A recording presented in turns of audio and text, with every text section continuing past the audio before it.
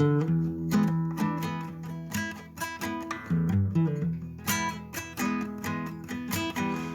a MeatEater podcast. Welcome to MeatEater Trivia, the only game show where conservation always wins. I am your special guest host today, Mark Kenyon. And this week I am joined by Janis, Clay, Brent, Maggie, Bear, Tony, Spencer, and Heather. This is a 10-round quiz show with questions from MeatEater's 4 main verticals, which are hunting, fishing, conservation, and cooking. And there is a prize. MeatEater will donate $500 to the conservation organization of the winner's choosing. And today we have a lot of new faces, a lot of out-of-towners here in the studio, which is exciting. But 2 of them are first-time appearance folks on the podcast here. We've got Bear and Heather. Heather, how are you feeling here today? I'm feeling good. That wasn't convincing, to be honest. I'm ready. You ready? Yeah. She studied all night. Heather was thinking she needed to practice for this. Oh, Yeah. How do you practice? I don't know. You gifted me the game. I did. We've used all those questions, though, so I don't think they'll show up today. Here's my only concern, Heather. Right out the gate, I do know that you are not good at guessing people's ages. Because last night, supposedly, separately, both Corey and Tony told Heather that I am 24 years old, and she bought it, hook, line, and sinker. It's not hard to do. I know. Mark, would you have told that joke if she would have thought you were 51? No. Probably not. I am, in fact, 37. But if you were to have a specialty in trivia, what would you think that would be? Is there something that you're particularly good at or weak in from our 4 verticals? Hunt, fish, cook, conservation? Strengths, I'd say traditional knowledge, Okay. Gen Ed. indigenous culture. Yep. What about you, Bear? Well, I'll be honest. Every time I listen to the trivia and like keep track of my score, I'm always like bottom of the pack. Like I don't know where Brody is pulling out all this random knowledge. So It's your dad's fault, actually. Brody's almost 70 years old. That's a lot of experience. That's where that comes from. Heather guessed him at 68. Yeah, back to that. Right on the skill money set. that time. They did give me some hints. I didn't study, but pollinators. I should have studied pollinators. Oh. Yep. Butterflies. In all honesty, that will help you today. These are hints. Yo, based you on go. words. This is the Mark Kenyon version. Yeah, this is the Mark Kenyon version. If you are a book reader, Yes. that will help today. That's all the clues I'll give you. Okay. I'm worried. Spencer, there Yeah. are a lot of folks here in town. Do you want to let the audience know why we have all these folks in town? Like once a year, I feel like the whole crew gets together and we shoot guns and look at new products and record some podcasts. There's gonna be some fresh voices on radio today. I think Clay Newcomb's in the captain's chair. Just general moseying. That's what Bear Newcomb says he does at home. there Yes. we go. That he every day he does some general moseying, to which is very annoying to his dad Clay when Clay says, "Bear, what are you up to today?" It's just so nondescript. Well, we it's asked like the Bear, perfect like, word for a lot of activities. It's the perfect word to say to your parents if you're just trying to be nondescript. It's like the word aloha. It means whole kinds of stuff. It we're does, just general moseying. it does seem incredibly on brand that Clay's son says something like that. So you've trained him well. How do you feel outside of the driver's seat, Spencer? Is this like, do you enjoy this or are you playing. nervous? I like playing, and I wouldn't entrust someone in hosting if I didn't think they would do a good job. And as Yanni had said, having you pace him for the last 10 miles of his 100-mile race what was your reason, Yanni? Because you just trust that Mark will do like a good job. He'll study. He'll try hard, right? That's right. And Mark is new to running, ultra running, and I thought that it'd be a good exposure experience for Mark too. He'd get something out of Sure, it. He'd be appreciative to be there. To your first point, he's just organized. He will try hard. Yeah. He'll like put in a real effort. So I think Mark will do a good job. I'm excited. Which he did to do play. for me, if anybody's wondering. Mark How- did a great job pacing. Okay. What would have been a bad job besides just like walking? Just like not being able to do enough talking, not being able to keep up the positivity that's needed. What'd you guys talk about? Well, to be clear, real quick before Yanni says anything, a key thing he mentioned at the very beginning. He was like, hey, Mark, I don't have much in me right now, so don't ask me questions. Do not interview me. Just talk at me. And so that was a good. I told him, I was like, I ain't it's got kinda it fun. in me for an interview, buddy. Yeah, You Mark have was to just going to talk. podcast at you. Pretty Yes, much. that's what I did. Yeah. What'd you podcast about? Knowing me. Basically gave him like 5 book reports. Yeah, I got to know about a lot of books. There you go. Some of Mark's new projects he's working on here at MeatEater. Yeah, it was good. What else? I told you about my recent backpacking trip with the kids, some of our fun summer exploits, talked about my Iowa deer plans, and then generally just told Yanni how proud I was of him and how inspiring he was. That's nice. And he wasn't quitting. One of my other buddies pulled up in his truck, jamming some Wu-Tang for us to get me fired up, which was working. Okay. And while Wu-Tang's blaring out of the truck, Mark's still just like, That's true. I'm also excited because the person hosting gets some constructive feedback from the people playing, to which Tony is here, and you guys have such a good relationship that I'm certain he will be upset with you at some point. I think that's fair. We have that kind of relationship. So I'm excited for that. And there's a little bit of a withdrawal, I think, for Tony, because usually when we have these big meetings here in town, they make us room together. Right. So usually me and Tony share one twin bed, and this time we got our own separate rooms and king beds. So we have not been as close as we usually are. I'm glad to be back here with you, Tony. I know it's been a nightmare at night because I've had to just build a little Mark Kenyon out of pillows and draw a little mustache on it, but it's not the same snuggling level. It's just different. I can show you some websites for that, Tony. Just not quite the same. Anyways, maybe it's time to get to the show. I'd say it's past time. I think it is. So I think that's all the little bits and pieces we need to That's do. it. Tell Phil the thing. Can we just get to the drop, Phil? Oh, let's get to it. Can we just get to it? Look, I need to know what I stand to win. Everything. How's that? You stand to win everything.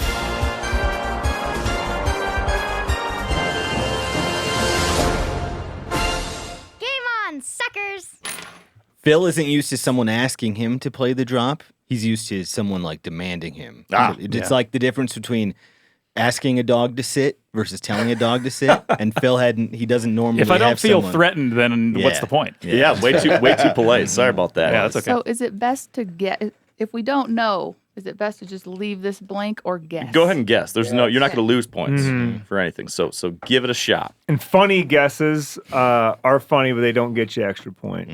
Yeah, and also feel free to yak it up, talk with us, make some noise, try to distract other people, have fun with it. So when you competition coon hunt, you're in this game that has a bunch of rules. That's very different than if you actually went coon hunting with somebody. And so you might lose a competition coon hunt by the rules, but everybody kind of knows who won. You know what I mean? You kind of I've been in many hunts where I was like, everybody in this truck knows my dog was the best, but you may have beat me. That's the way I feel about trivia. I like that. Right. A good answer is sometimes better than a right answer. Yeah. I want to know what dog that was.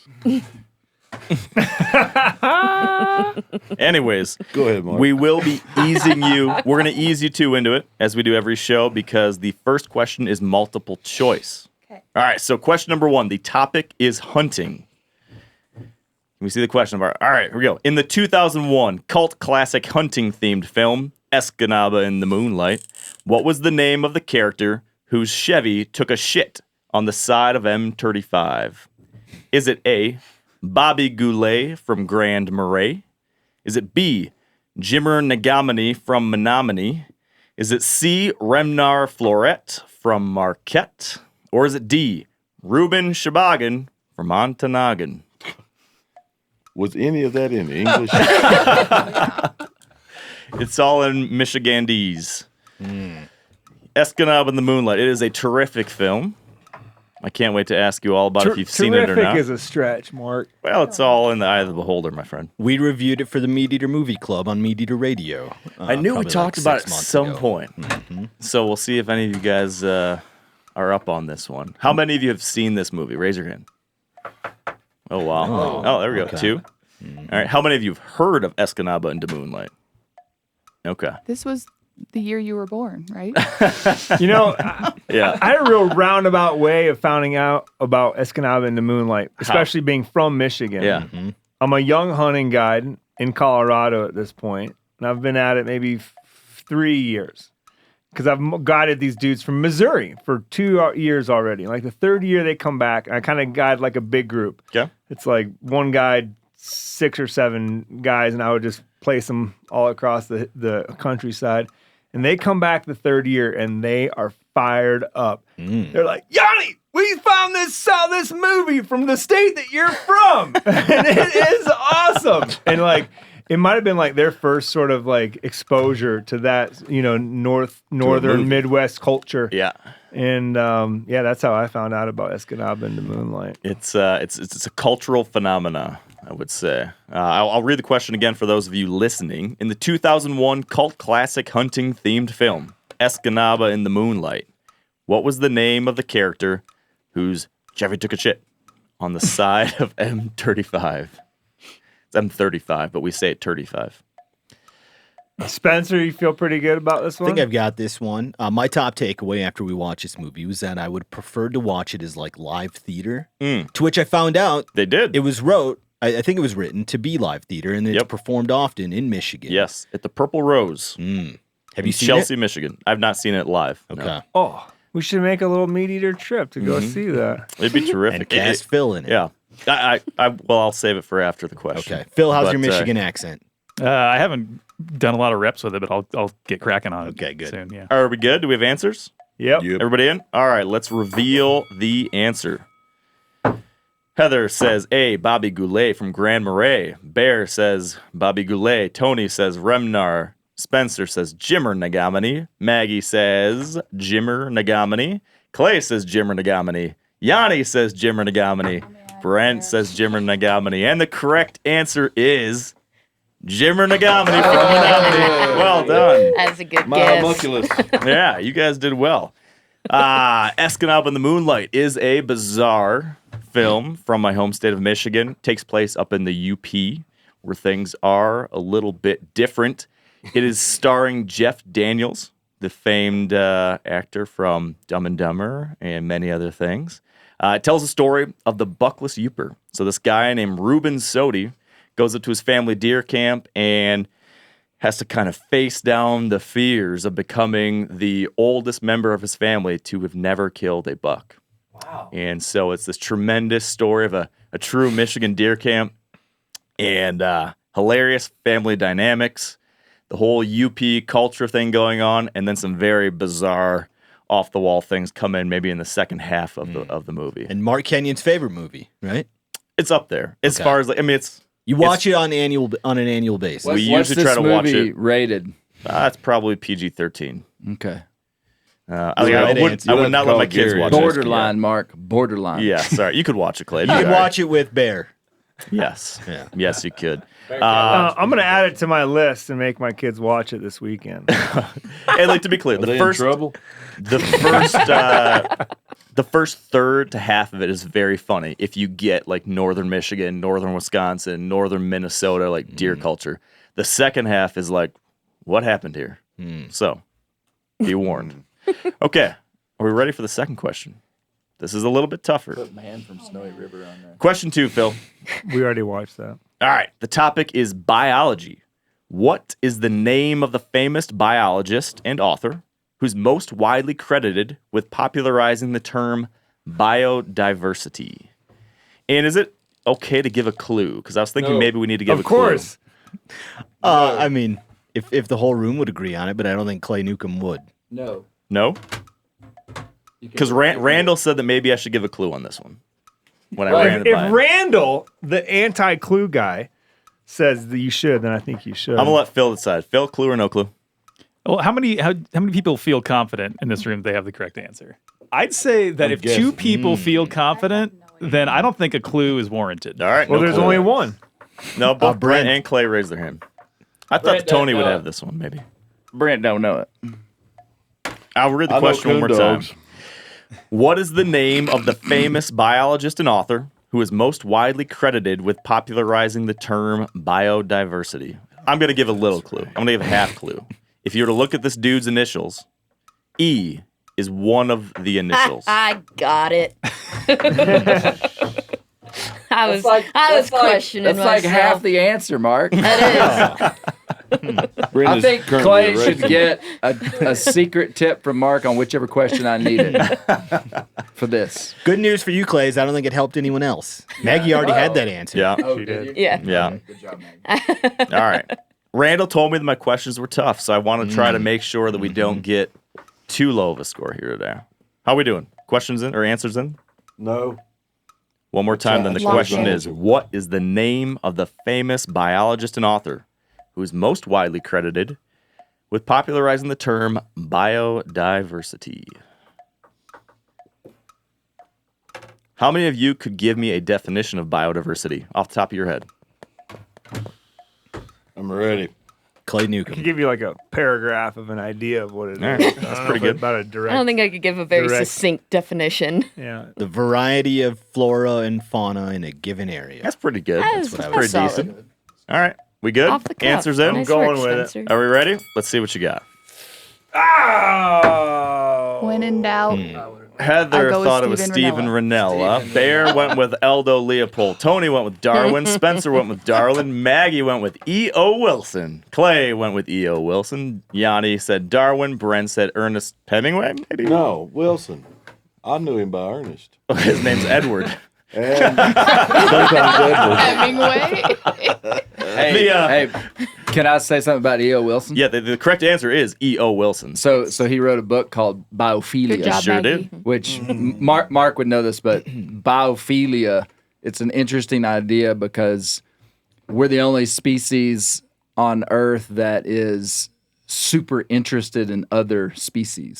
So biophilia means love of life. As far as And we it's know. and it's actually what kind of makes us human is our dramatic interest in all these other species. Yeah. And I find it interesting because in the book of Genesis, the first job that man had was to name and care Name and for steward. Yeah. animals. So Yeah. so it's this core fundamental definer of humanity is That's our very interesting. biophilia. Yeah, and so the theory of biophilia explores kind of the evolutionary history of why we have that deep connection to nature and to wildlife. It's very interesting to consider, and very interesting angle there with the Genesis story. That makes a lot of sense. Well, and E.O. Wilson is very well known for like studying ants, Yes, which is so cool. And that was his first gig. he's written in like such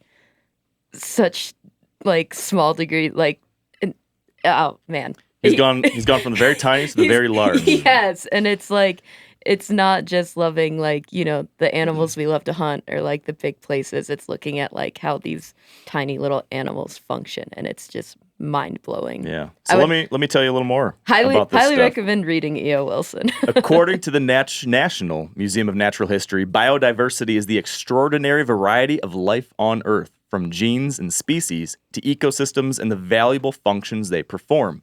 E.O. Wilson explained it as the very stuff of life.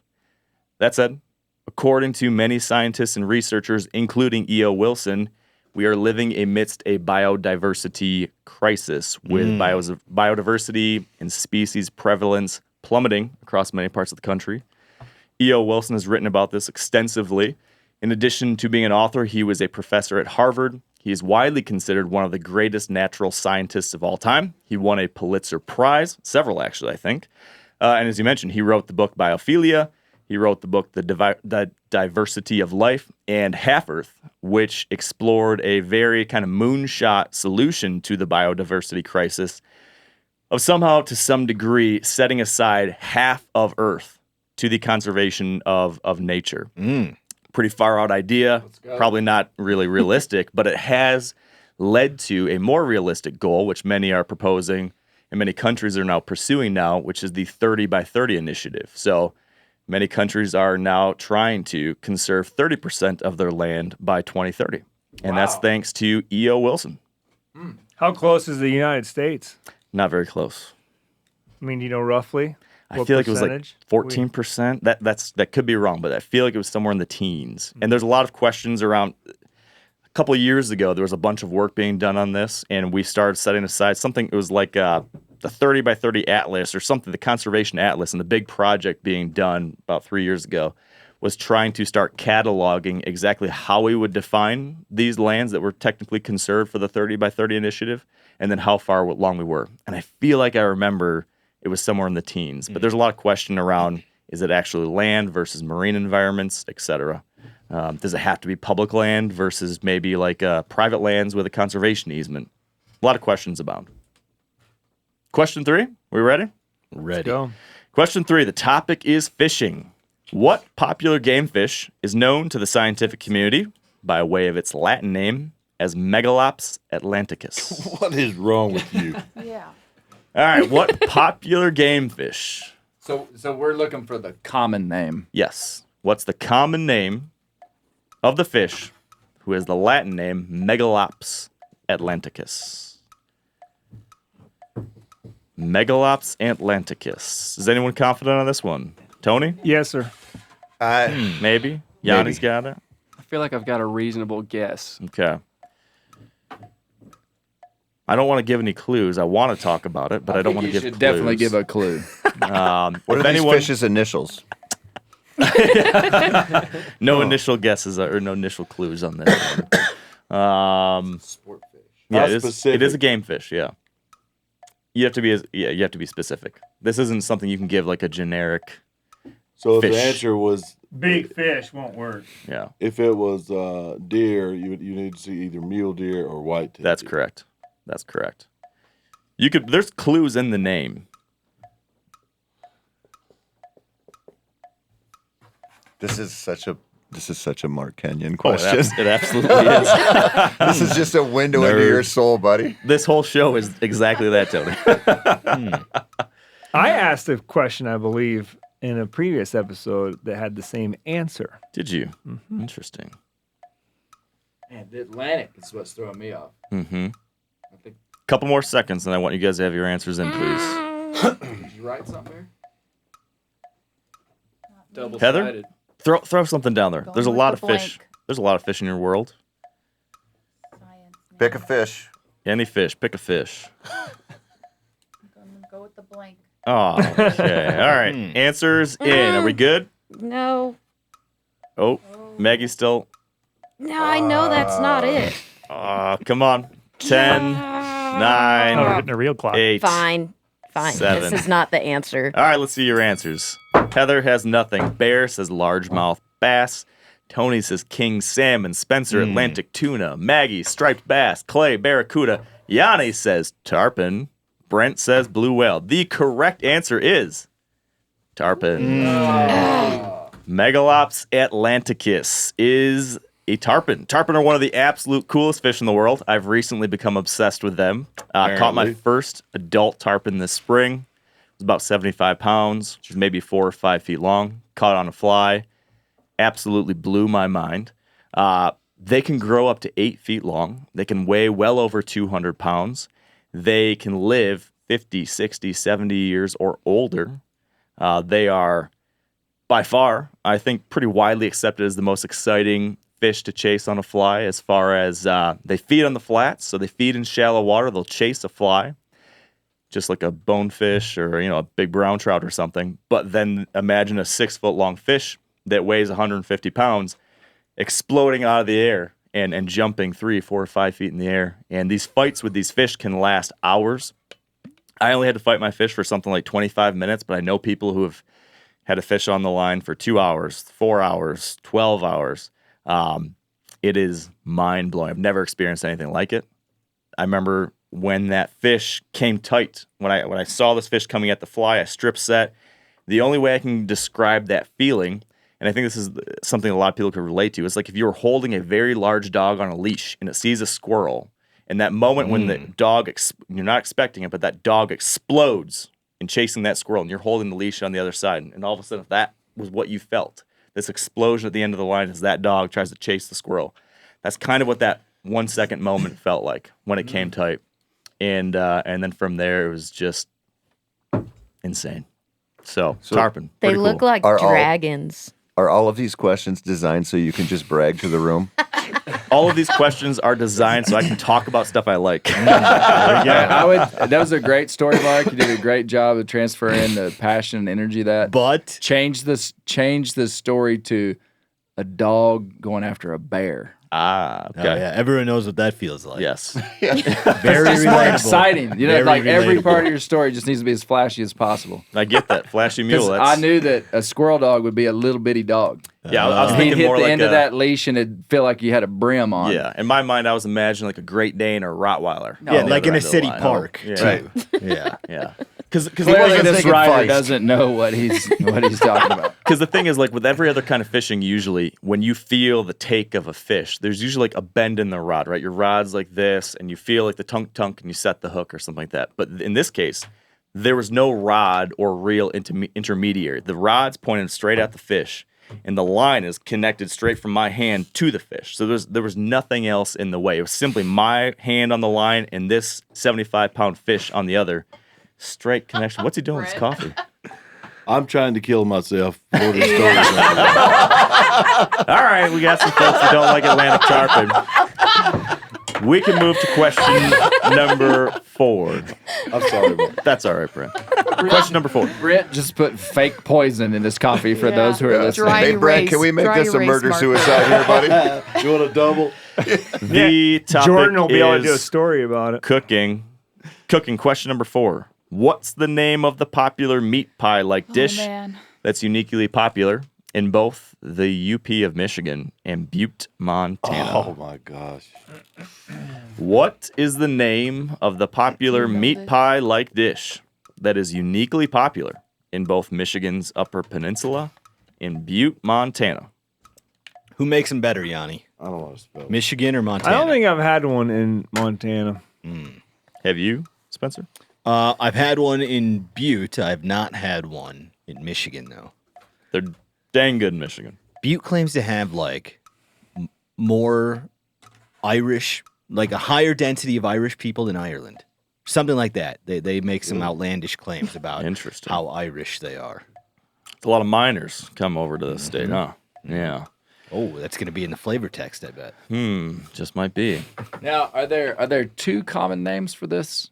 Yeah, I mean, there could be like the plural and the singular. It would have to satisfy that it's the popular dish in Michigan and Butte. Yeah. To which I think there's only one answer. There is only one answer. I got you. But I would accept the singular or plural answer. Yanni, you have it, don't you? Yeah. Yeah. How are we? You Are we think I good? got it, Yanni?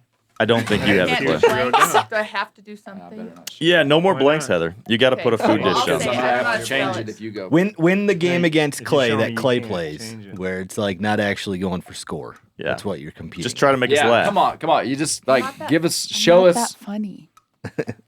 Not off the cuff. Oh, That's probably I have not true. faith. You were the one who inspired this very funny video idea Yeah. with Brent calling folks up in the middle of the night when they're trying to fall asleep. That's why I And wasn't in it. I'm the producer. okay, you're behind the Yeah, scenes. Find the talent, Okay, the idea. fair enough. All right, Heather, you in? I don't know how to spell it, but I'm guessing it's wrong. But it's a meat pie dish from the Middle East. My mom's Middle Eastern, and it's called sriha, I think is how you say it. It's so good. That's my you stole favorite. my answer.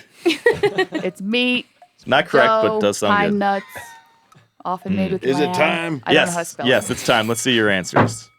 Heather said I Shvia. feel like he's right. Bear said shepherd's pie. Tony, pasty. Spencer, pasty. Maggie, pasty. Clay, Never heard of mince meat pie. Yanni, pasty. Brent, pierogi. Pierogi. The correct answer is pasty. A I've pasty never heard is that a word in my life. no.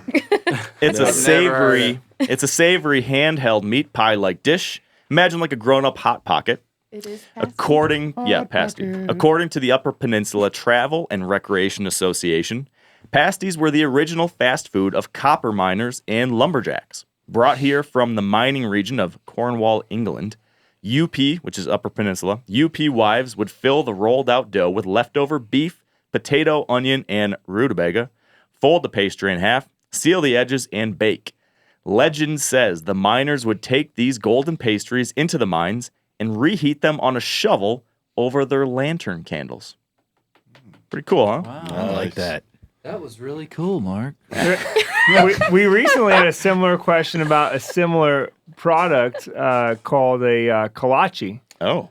That you can find in Texas. Oh, you can find Not those all familiar. over the South. So how many of you have had a pasty? Mm-hmm. You? 3 of you?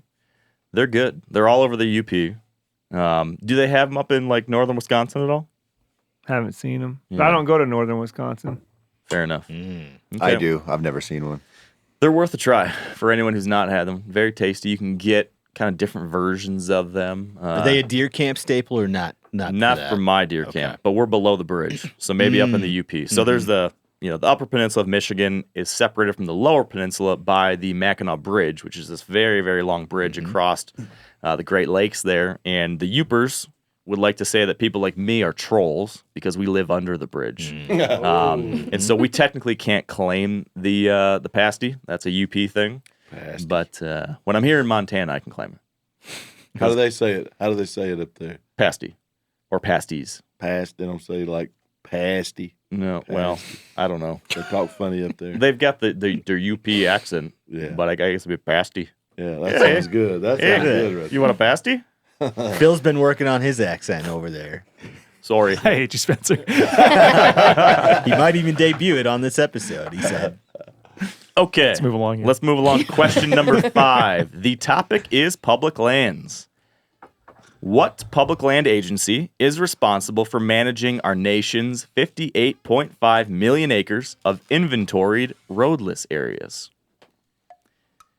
What public land agency is responsible for managing our nation's 58.5 million acres of inventoried roadless areas? Yanni, you looked surprisingly slow on that one. I thought you were going to be right away. Well, I just wanted to make sure I was understanding the question correctly. Okay. But I'm pretty confident in my answer. Okay. Yeah, I think you'll get it. Anybody else feeling very confident? Maggie was quick.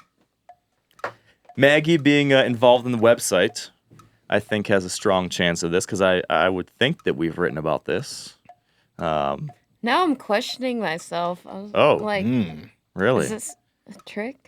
Maggie, did you They're write the all little tricks. editorial that prefaced the 3 poaching articles? Was that you that decided to put in that little editorial up top Must not be. in the email that came out? That was me and Jordan. That was yeah, that was good. I like that. Don't like be that. a moron. Yeah, that was good. I appreciated that.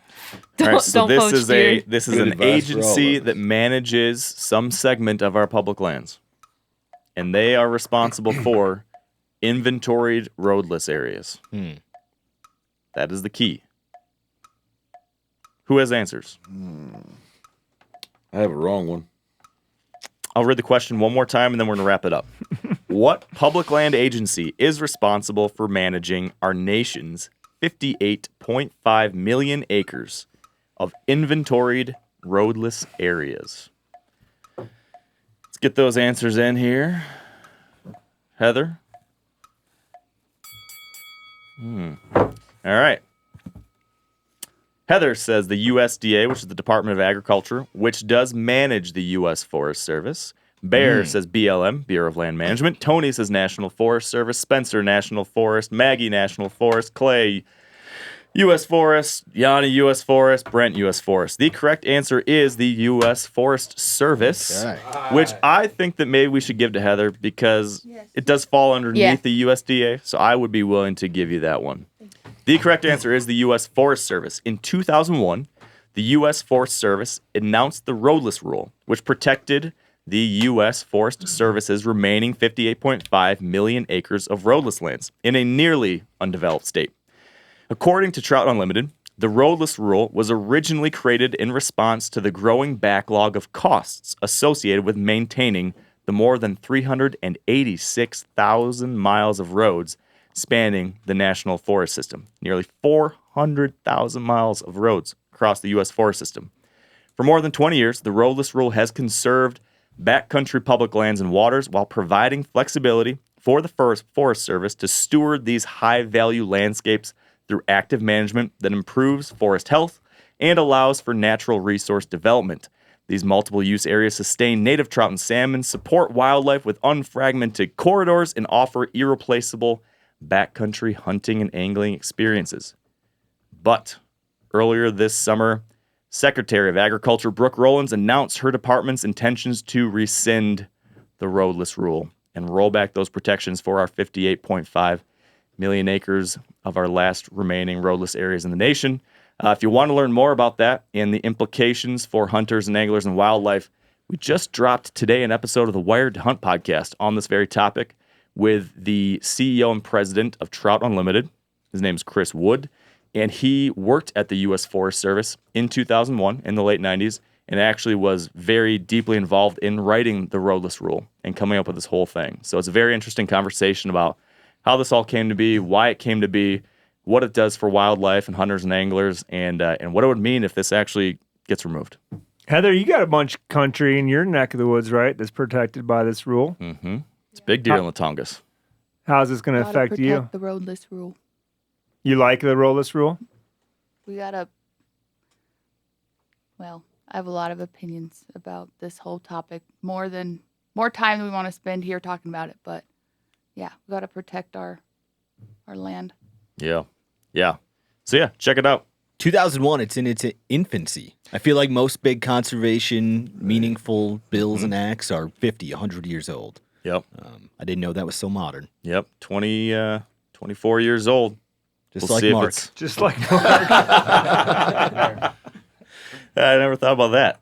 All right, Phil, I believe it's time for a scoreboard update. Do you have one of those for me? It is indeed. In last place, spent too much time moseying, I suppose. Bear Newcomb has 0 points. Coming up next is Heather Douville with 1. Tony Peterson and Brent Reaves have 2 points. Spencer Neuharth and Clay Newcomb have 3 and tied up in first place are Janis Putelis and Maggie Hudlow with 4 points. Hell yeah. Go, Maggie. Could be your day, Megs. I've been waiting. This So, is your 100-miler right here. So yesterday we were walking out of the hotel and Tony says to me, man, nobody understands the amount of micro stress that a game of trivia causes you, especially if you start badly. Tony, how much micro stress are you experiencing right now? We talked about tarpon this morning, and I was like, there's no way Kenyon's going to be on the nose. I thought for sure you would jump on that. So easy. The first thing that popped in my head, I was like, this is tarpon. I'm like, there's no way he's going to do that. So I outthought myself on that one. Mm-hmm. Good. Yeah, I was trying to kind of throw a bone to folks. Like, I've been talking about it. No, I know. Yeah. All right. Well, hey, there's time. Question number 6. Here's one you got to get, Tony. Oh. The topic is hunting. What was the name of the deer call introduced in the early 2000s that attempted to simulate the sound of deer feeding on hard mast to calm other nearby wildlife? What was the name? Oh, look, he did know it. Yeah. Son of a gun. What was the name of the deer call from the early 2000s that simulates the sound of feeding deer? It's supposed to calm wildlife around you. Did you own one of these? I never owned one of these, but we like to joke about it a lot. Right. Yeah, it's like the banjo minnow Yes. of whitetail hunters. Yes. Dude, Which I did own a crushed banjo some minnow. fish on the old banjo. Yeah. Yeah. Like a lot of people I did did. too. Yeah. We used to occasionally, the way we hunted on public land when I was growing up, you would, the limiting factor was white oak acorns. And so you'd be hunting in a tree that was dropping white oak acorns, and there might not be a tree anywhere near. It'd be like, because there was a lot of cut over pine plantations with these riparian zones that had oaks. Yeah. And so you could carry some acorns in your pocket and drop them out of the tree. Interesting idea. They'd thunk on the ground. Very you could hear interesting them idea. falling, you know. Yeah. I just heard another a guy that was on the Southern Outdoorsman podcast, and he was talking about doing that, going up the tree with a couple pockets full, and every now and then dropping a few. listening, Oh yeah. and they're like, acorns falling. So a funny story from Bill Winke. One of his little tips for when you are like in a bedding area, hunting deep in there, and it's like late morning, and for some reason you want to get out, you don't want to stay in there all morning. Which in this case, like if I was going to hunt a bedding area, I'd be there all day. But he said if you wanted to get out, he would collect acorns on the ground before he went up, and he'd carry a slingshot with him. And so when it was like 11 o'clock and he wanted to get out there, if he saw deer bedded somewhere nearby, he would shoot them with acorns with a slingshot until they'd run off. And then he'd walk out. Wow. So I like that. the category that this call is in, I hunted down in Texas one time, and one of the guides was telling me about an electronic call that you could buy that you could hit a button and it sounded like a feeder going off. Oh. And he said they drop guys off and pick them up at the end of a 3-4 hour sit, and their batteries would be dead because those dudes are just letting her rip. That's good. Oh man. Okay. Do we have? Is everybody good? Yep. All right. Let's see the answers, please. Heather said rattle hands, bear, acorn muncher, Top secret. acorn muncher pro. Tony, That's the kind of answer that gets you the W there. yeah, Tony, acorn cruncher, Spencer, doesn't acorn cruncher, Oh, Maggie, man. acorn muncher, I was just pulling that out of my Clay ass. Newcomb, the cruncher, Janis said the muncher, Maggie, you Brent just said the guessed. browse chow or the let's eat bleat. Great ideas. The correct answer is acorn cruncher or cruncher. I think Wait, Maggie- muncher or Maggie and I cruncher? No, were not muncher. extremely close. It's either cruncher or it's she popularly gets known it. as the acorn cruncher, but technically it was just called the cruncher. So either one's okay by me. This was so close for pulling an answer out of my ass. yeah, I mean, Give it I'm to giving Maggie. give me brownie points for that. According to a 2009 press release What other on the color would they Outdoor be? Wire, the cruncher is a compact handheld call that simulates the sound of deer feeding on acorns. This natural sound relaxes deer in the immediate vicinity of your stand. It can also call in other deer that think there's food available. It calms spooked deer, stimulates deer to feed, and stops deer in a relaxed manner. Just like imitating a deer's grunt or recreating the rattling of antlers, the sound of a whitetail feeding on acorns can cause a positive reaction. So they say. But, as we were talking earlier, it's widely panned. It's a joke. A lot of people kind of look at it as being representative of like all the tchotchke gizmos that are marketed to hunters. No one does it like a whitetail hunter. Yes. I also love the ground grunter that would be in that category, which if you're not familiar, you're in a tree stand 20 feet in the air. The ground grunter is a long plastic tube that runs to the base of the ground that you blow into a grunt call in your tree stand, and that sound travels all the way down and then comes out at what would be eye level for a deer, because all the deer are onto you if they hear a grunt coming from 20 feet in the air. So that's why you want your ground grunter to produce that Makes more sense to realistic me. noise. After that failed, they called it the urination station. That's right. Have you ever have you seen the butt clicker? It's the basically supposedly there's a call that a buck will make where he makes an individual note of a grunt, Right. and he clicks. Like that one? Like Sounds imagine sliding a guitar signs. pick down a Yeah, low it's- E. it's a real- super it's a- slow. it's a Just real click, click, deal. click, click. Yeah. There's a famous story in the Newcomb lore of the clicking buck that my dad had come in that he missed, and he said it was clicking. And so it's making individual grunts, but there's a call that's on a wheel that has a little. You like roll it like the Wheel of Fortune, and like tick, tick, tick, tick, tick, tick. That's cool. I love hunting in a place where you can see mature bucks enough to actually hear these types of vocalizations. Like you just don't ever hear that in Michigan, but I've been in Iowa and heard so many cool things. Yeah, Kansas. It's very fun. Yeah. All right. Question number 7. The topic is public lands.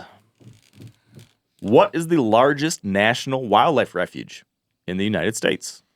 Very simple. What is the largest national wildlife refuge in the United States of America? It's a piece of public land. There's a bunch of critters out there. The first national wildlife refuge, technically, is created by Theodore Roosevelt. Back in the early 1900s, there was an island full of a bunch of birds down in Florida. And the feather hunters, the folks that were killing birds to make pretty hats for ladies in the day, were killing all the birds. And Mr. Teddy Roosevelt was not a fan of that. So he got a hold of his folks in the Department of the Interior and said, hey, is there anything keeping me away from declaring this as some kind of like refuge for wildlife? And his staff went and looked around and they said, well, I don't think there is anything keeping you from doing it. Teddy replied, well, then I so declare it. And that's how he created, I believe that was Pelican Island, I think was the first one. And many, many more have come since. I declare. Yeah, I so declare it. Mr. Teddy Roosevelt. That's a lot of power. We should let our current president know about that kind of power that you can yield when you're in the position. He might be interested in dropping a few more. Wielding some of that power. Yeah. Well, no comment. They have the Antiquities Act today that Teddy Roosevelt used as well to create our national monuments. I don't think that folks in power these days like our national monuments as much as Mr. Roosevelt did. Anyone still thinking? How you feeling about this one, Maggie? Unsure. Not too confident. I like it. Do we have answers in? Everybody have an answer? Sweating. Losing in the second All right. half. Can we see those answers, please? Heather. Oh, you got it. And more. What is now called the Tongass. Oh, the Tongass National Forest. Traditionally. Bear says the Arctic Wildlife Refuge. Tony said the Tongass, which is the national forest. Spencer says the Kootenai. Maggie says the Arctic. Clay says the Arctic National Wildlife Refuge. That's a Janis picture of you. says the Arctic National Wildlife Refuge. Brent says the Okefenokee.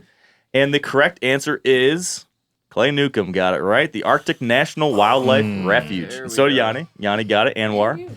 What helped me was Tony's tip about Bears on the board. tarpon. Yes. That you were excited about it. Yeah. And this is a picture. This is an image that I saw on Instagram of Mark in the Arctic National I Wildlife. wanna That's see Mark. your I actually didn't really Oh, realize that was in that's the nice. United States. I was Yeah. just thinking about your recent. Yes. I thought you were spending a lot of time writing your answer.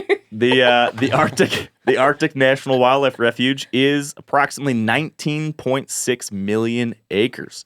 It's our second largest piece of public land. The largest is the NPRA, which is the Western Arctic, just over on the western side of Alaska. This is the very far northeast of Alaska. And as Clay said, me and Cal just had a trip up there a couple weeks ago. That's how I knew it was going to be the art. Yeah. Yeah, it was a phenomenal experience. We talked about it at length in an episode of MeatEater Radio Live a couple weeks ago and an episode of, I guess it was on Cal's pod we did it. We did an episode of Cal's podcast. But an incredibly wild place. This encompasses a portion of the Brooks Range, which is the northernmost extension of the Rocky Mountains. On the southern side of the Brooks Range, you've got boreal forest and incredible, kind of inland mountain landscapes. On the north slope of the Brooks Range, you have the coastal plain, which is like an Arctic grassland.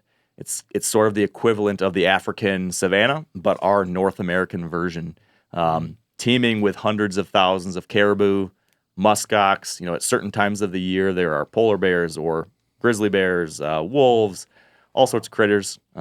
Life-changing experience for me and Cal to get to see that place. Very, very worth learning about, or maybe someday seeing. There's amazing caribou hunting, great river floats, terrific climbing, hiking, backpacking. If you can ever find a way to get there, highly recommend it. All right. Teddy'd be proud. Yes. Yes, he would. He's a big fan. All right, question number 8. The topic is fishing. What is the name of the popular fly casting technique to increase the distance of your cast by utilizing 2 distinct pulls of your fly line? Come on, Barry. You got this, Bear. I do it every single day. You're an aspiring fly angler. Yanni was a fly guide. He's got it. Tony's got it. Spencer's a great guy because he got into fly fishing when he moved to Montana, and then very conveniently kind of got out of it enough because he got into it so much that he bought a set of rod tubes. So these are your fly rod holders that go on top of your truck. He got those a few years ago. And then he, I guess, got to the point where he wasn't using them enough and was also getting a rooftop tent. So he mentions to me, like, oh, yeah, I'm trying to get rid of my rod tubes. Right at that time, I was thinking to myself, I need a good set of rod tubes to the top of my truck. So I got a sweet deal on some fly rod holders on top of my truck from Mr. Spencer Neuharth. It was the rooftop tent or the rod holders. One had to go, and I picked the rooftop tent. I feel like I taught this technique to Spencer once. Question is, did he listen? I'm going to read one more time. What's the name of the popular fly casting technique to increase the distance of your cast by utilizing two distinct pulls. You know when you're of your talking fly line. about those micro stresses? Yeah, are you there right now? This is the point where my brain shuts down in Maggie. trivia. You know this. I know this. You know I this. do this like every time And when I cast. say it, you're going to be like, no. Don't say it yet. Give me Yeah. God. There's like a very huge clue in the Say, I didn't know that I knew how to do this until I went fishing with Corey, and then he commented on it. So and I you were was- just kind of doing it naturally? yeah, Yeah. yeah. So this is something that really helps. Like when you're a trout angler, you don't use it as much when you're fishing small creeks or anything like that. But if you get into big water, or especially if you start fishing lakes or saltwater situations, you really need distance. You need to be able to get that cast out there fast. And this is a way to kind of utilize the mechanics of your rod and momentum with your line to get that to really shoot out there. There's a lot of similarities between bow hunting and fly fishing, especially saltwater bow hunting or saltwater fly fishing. Yeah, there's a lot of crossover there. And so with this technique, you're shooting your line at a fish. Pretty cool. Do we have everybody in? Do you have this right, Clay? I hate this. I hate this game. Why do I keep playing this game? Maggie, this is in your wheelhouse. This is I know this answer, but All I right. don't have it. Let's see your answers. Heather has nothing. Bear says the double haul. Tony says double haul. Spencer says double haul. Maggie says Clay says backcast. Yanni says double haul. And Brent says double haul. The room did pretty good. The correct answer is double haul. According to John Jurasek in Hatch magazine, the double haul is an advanced casting technique that increases the speed of the line during the cast. To achieve this, the line hand literally pulls or hauls on the fly line at select points in the casting stroke, once during the back cast and once more during the forward cast. Hauls themselves directly increase the speed of the line. This also causes the rod to bend more deeply, and that deeper bend stores more energy in the rod, and when the rod unloads its energy, it transfers it to the line and gives you all of that speed. So the double haul, on the back cast, you pull your line. With this left hand, you're pulling back line. And then as you forward cast, it's like back and another haul. And it shoots that line out just like you're shooting a bow with an arrow. It really does help. It's simple. It's kind of a weird thing to try to figure out at first when somebody explains it to you. But it's like riding a bike. When you kind of just get the rhythm in your head, it just becomes very natural, and then you always do it. But it really helps. So if you are getting into fly fishing, check out the double haul. Orvis has a lot of really good casting videos. I'd recommend Orvis's YouTube channel for learning some basic fly fishing stuff. The double haul, definitely worth knowing. Any questions? Otherwise, I've got a few more for you. You've answered everything. Phil, can we get another scoreboard update? Yes. Brent, did you get the double how haul? many- Yep. Okay, I thought Is so. it almost over? Here we Is it Heather 8 or is- 9? Are we done? We got to go to 10. Now in last place is Heather Douville with 1 point. Bear Newcomb got himself a couple of points. He's got 2 now.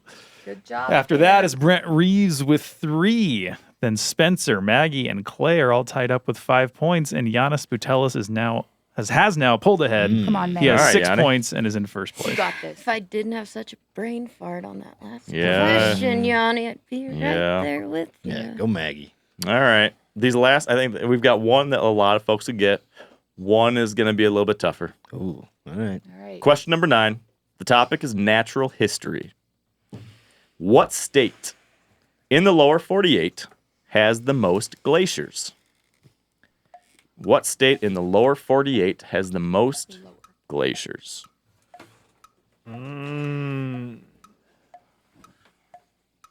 It is so much fun to sit in this seat and not have the micro stress that Tony talks about. I could really get used to this, Spencer. I'm happy to do this anytime. Okay. Start coming to town more. Yep, count me in. I feel like Clay and Brent are feeling like they need to host one of these episodes. Oh, I cannot wait. You're welcome to. Yeah. Anyone who wants to host. It'd be fun. Mark's got to be This here, is- though. Oh, yeah. That'd be like a revenge game against me. Yeah. Oh, Which man. catfish? Yeah, I'd be in trouble.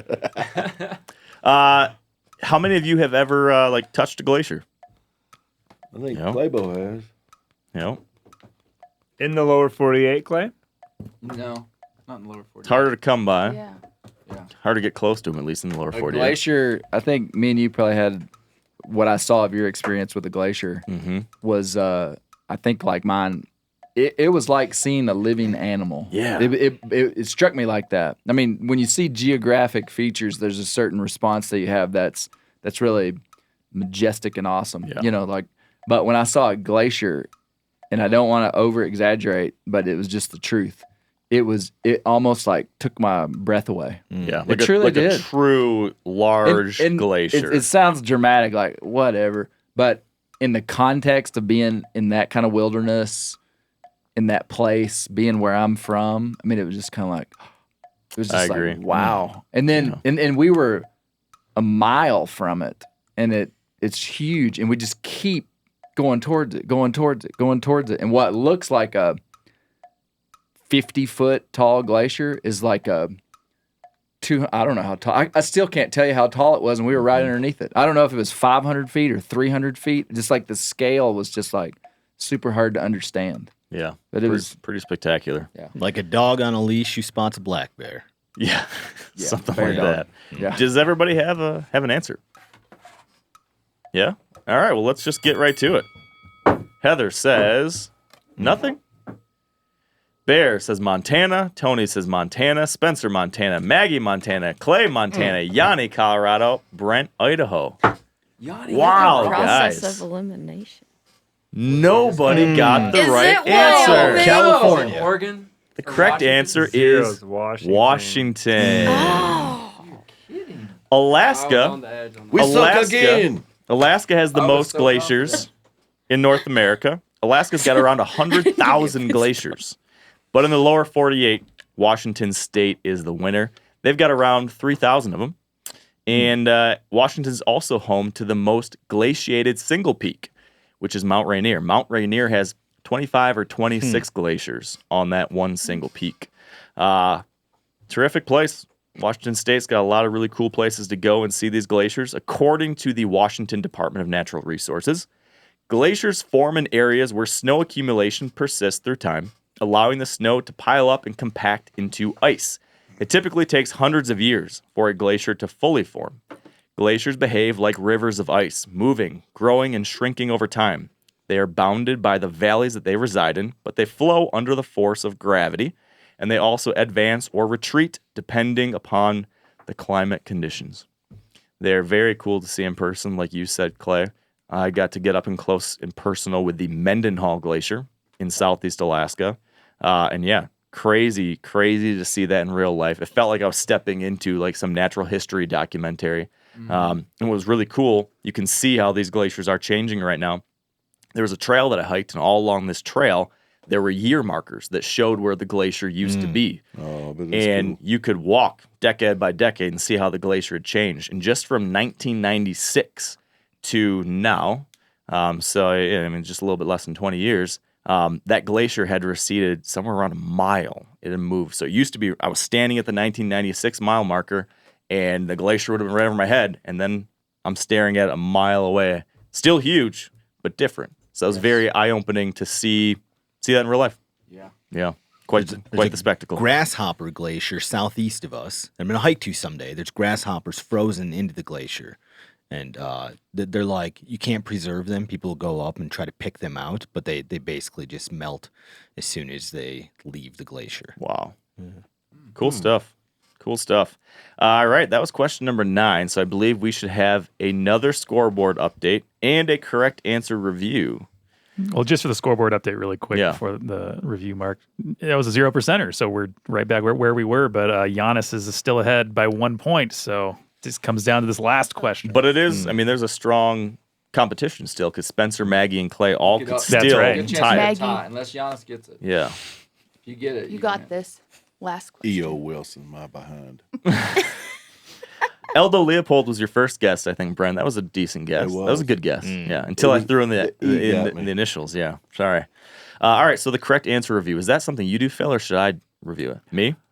All right, the correct answer to question number 1 was B, Jimmer Nagamini from Menominee. Question number 2, the answer was E.O. Wilson. 3 was Tarpon. 4 was Pasties.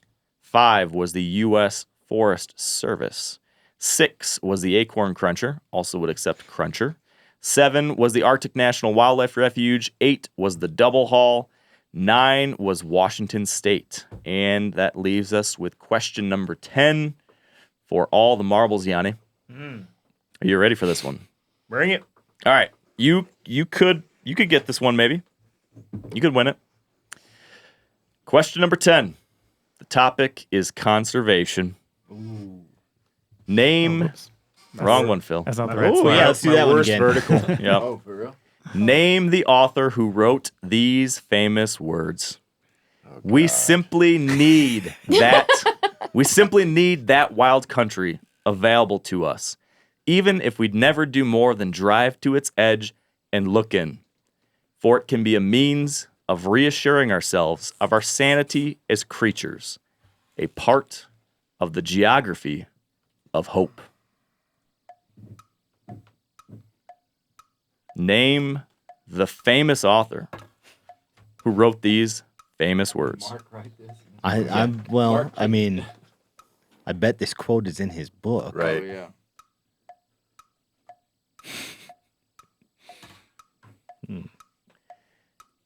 Name the author who wrote these famous words. He also has written other books. Famous author. We simply need that wild country. How many has he published? More than one book? Many. Okay. Oh. Does he work here? Maybe I'm giving too many clues. Yeah, you did. Yeah, You did. I did. You have it? Giannis? You got a good guess. We simply need that wild country available to us, even if we never do more than drive to its edge and look in. For it can be a means of reassuring ourselves of our sanity as creatures, a part of the geography of hope. What a hell of a good Should have line. brushed up on that wild country before Yeah. I came. Mm-hmm. Would have helped you. The geography of hope. Isn't that a great way to refer to this? Isn't that great? Should have just scanned Kenyon's diary. Yeah, this buddy. one. You would have won the damn thing if you did that. Come on, Tony. Unbelievable. I know. Unbelievable. I know. Does anyone feel confident? Well, I did until you said he's published many books. Well, Right. he's published more than one. What kind of books? Maybe ebooks. Maybe Cookbooks? not. I'm going back to my. I thought I had a decent answer until I saw your reaction to Heather's question. Yeah. Does he work at the company? Let's go. Let's go. I can't tell you the answer to that. I don't think I got it. If it's the person I'm thinking of, I can hear them saying that. All right, we probably need to wrap it up, though, folks. Ready. Can we see some answers, please? Oh. Brent. Heather thought it was Steve Ranella. Bear thought Steve Ranella. Tony thought Aldo Leopold. Spencer said Mark Kenyon. Maggie says Mark Kenyon. Clay says Aldo Leopold. Yanni says Aldo Leopold. Brent says Steve Ranella. 0%. Oh no. That is a 0%er. The correct answer is Wallace Stegner. Wallace Stegner has written over 60 fiction and nonfiction books and is known as the Dean of Western Writers. But I bet this quote is in This your quote book, is in your meaning book. that Mark Kenyon, an author, wrote these famous words in his book. Is this quote in your book? This quote is the epigraph for my book. Okay, So Maggie, on the me and Maggie. On the second page of my book is this quote. I and remember this. It informs Yeah. the title of my book. 'Cause So Yeah. That Wild the Country is the book. author, Mark Kenyon, wrote these famous words. He wrote those words I mean, in his I book. You're did- getting Neuharth, I Mark. did type them into the Word document. I That's know, true. I I don't know. think I would have We given we you could the- go to a three-way tiebreaker, though, if we wanted to. I'm Janis just would saying. would have make to it more approve. fun. It would make Yanni? it more fun. Have you been listening to this argument? You guys didn't get it.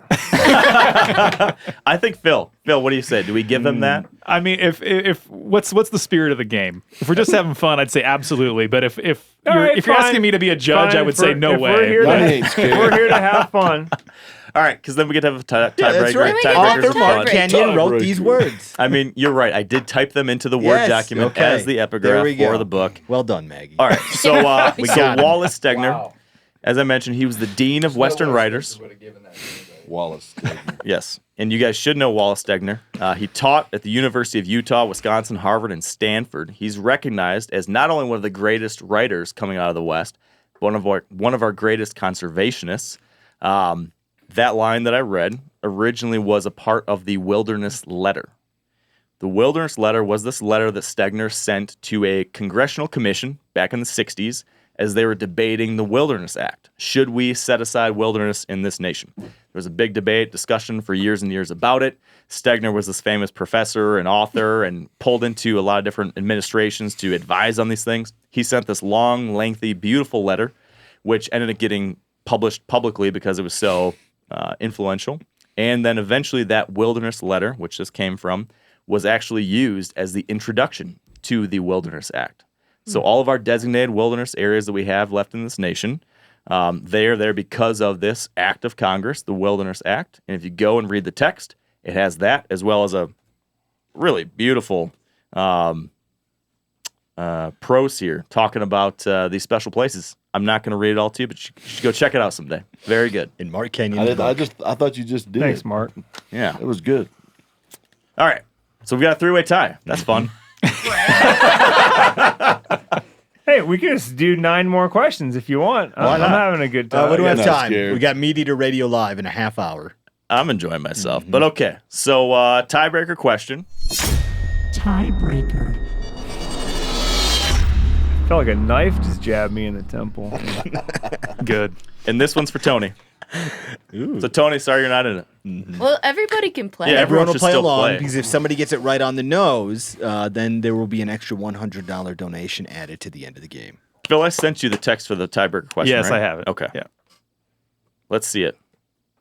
Tiebreaker. How many acres of lawn grass are in the United States of America?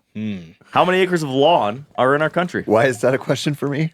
Because you like to talk about pollinators, and I'm going to talk to you about pollinators. Jesus Christ. I think I speak for everyone in this room when I say I cannot wait for Spencer to be back in that seat. And I've been saying this a lot lately. This might be our longest episode of trivia so far. By the way, I think we're definitely over an hour. That's for Really? sure. Oh yeah. Wow, so I'm talking too much. Oh well. No one gave me a time You got limit. that answer right. Man, I have no idea. How many acres? How many acres of lawn do we have in the U.S. of A? 2 hours later. Whoever's closest within the three-way tie takes the crown. You got it, Yanni? Yanni's got it. No. You know what? Yanni, in this room, Yanni probably listens to more episodes of my podcast than anybody else. That's right. More than Tony Peterson. More than Tony, for sure. More Definitely. than Tony. And we had a podcast talking about this pretty recently. So I would. I think didn't listen to that one. I listen to the ones that tell me how to kill big bugs. Yeah, fair enough. Not how to grow them. All right. How we doing? We good? I can't wrap my head around this, but sure, yeah. All right. Let's see what you got. Heather? Oh, sorry. Nothing. Bear says 15. Tony, 40.1 million. I wish you were in the game, buddy. Spencer's 101 million. Maggie, 1.5 million. Clay, 400 million. Yanni, 357 million. And Brent, 100 million. The correct answer is approximately 40 million acres of lawn. Whoa. Tony, you were so close. Dude, I've been in the tiebreaker almost every time I've played trivia and always got my ass kicked. Did And he then the say one this time- number to you recently? Yeah, I he don't- was so close. That is crazy. Mark says a lot of stuff. Yeah, so we've got about 40 million acres of lawn So in who this was the nation. closest? And Maggie won. Did she? I had 1.5. 1.5 Oh that- yeah, yeah, I you're guess closer that's than close. Spencer. 101. So Maggie won the game. Yes. Well done, But I'm Maggie. not on a like fluky thing. That's like that's not even a We're just here Nice having job. fun, Take your man. We're win. just here having Take fun. your win. I'll take a W. We're here to have a good time. Well done, Maggie. The reason this is on my mind is because, like I said to Yanni, we had this guy in the podcast named Doug Talamy, who has popularized an idea called the homegrown national park idea, which was this idea that, hey, there's 40 million acres of lawn out there that's lousy for wildlife, is lousy for birds and bugs and pollinators and the whole 9 yards. So what if we could try to teach people to turn their lawns into native vegetation for Well, I'll wildlife and have bugs you and bees? know, Mark Kenyon, I have been busting my butt this year trying to grow some native grasses and plants on my dirt patch of a new lawn. There you And go. it is not easy, but we're getting some roots in. Good for you. Well, that's fitting that you won today. It's a 3-year process. Sleep, creep, and leap. Yeah. Okay? First year it give them leaps, time. The second year it creeps. The Yep. third year it leaps. That's right. Yep. There you go. Well, I'll be dealing with dirty, muddy dog paws in my house for 3 years. It'll be worth it. Well done, Maggie. Who are you going to be donating your winnings to today? I gotta go with the Wyoming Wildlife Federation. Very good. Great organization. Yep. Very cool. I appreciate you guys playing along with me. Thanks, Mark. Thanks, Well Marcus. done, everyone. Good job, well Mark. done, Maggie. Good times. Well done, everyone. Join us next week for more MeatEater Trivia, the only game show where conservation always wins. Yeah, Spencer from South Dakota, he's the host. Using those smooth, mellow tones, he lays them questions down.